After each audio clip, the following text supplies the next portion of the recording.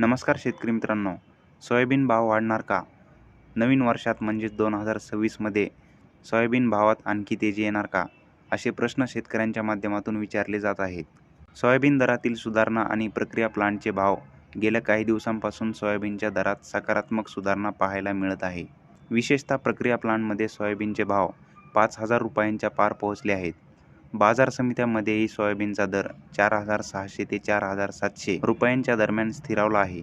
आठवडाभराचा विचार केला तर दरामध्ये 100 ते 150 रुपयांची वाढ दिसून आली असून सोमवारी जे भाव 4,400 रुपयांच्या आसपास होते ते शनिवारी 5,000 रुपयांच्या उंबरठ्यावर पोहोचले आहेत.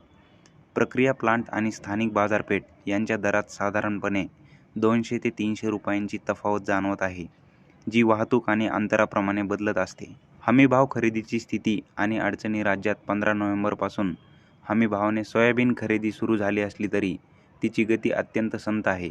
महाराष्ट्रासाठी 18,50,000 टन खरेदीचे उद्दिष्ट ठेवण्यात आले होते.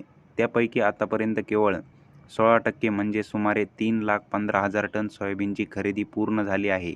अनेक खरेदी केंद्रांवर पोत्यांची मोठी टंचाई जाणवत आहे.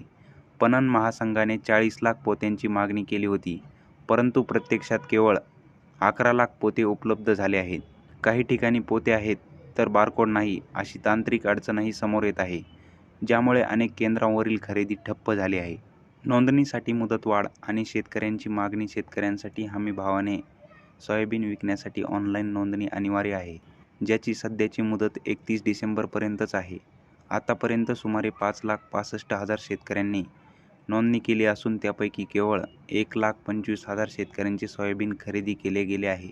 नोंदणी प्रक्रियेत बायोमेट्रिक ओळख पटवताना सर्व्हरच्या समस्या येत असल्याने अनेक शेतकरी अद्याप नोंदणीपासून वंचित आहेत.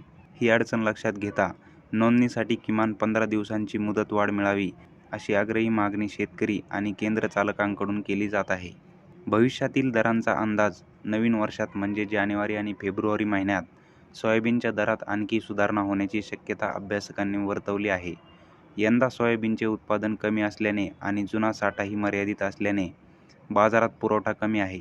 प्रक्रिया प्लांटना गाळपासाठी सोयाबीनची कमतरता भासत असल्याने ते वाढीव दराने खरेदी करत आहेत. जर प्रक्रिया प्लांटचे भाव 5,200 रुपयांपर्यंत पोहोचले तर खुल्या बाजारातील दरही 4,800 ते 4,900 रुपयांच्या आसपास जाऊ शकतात.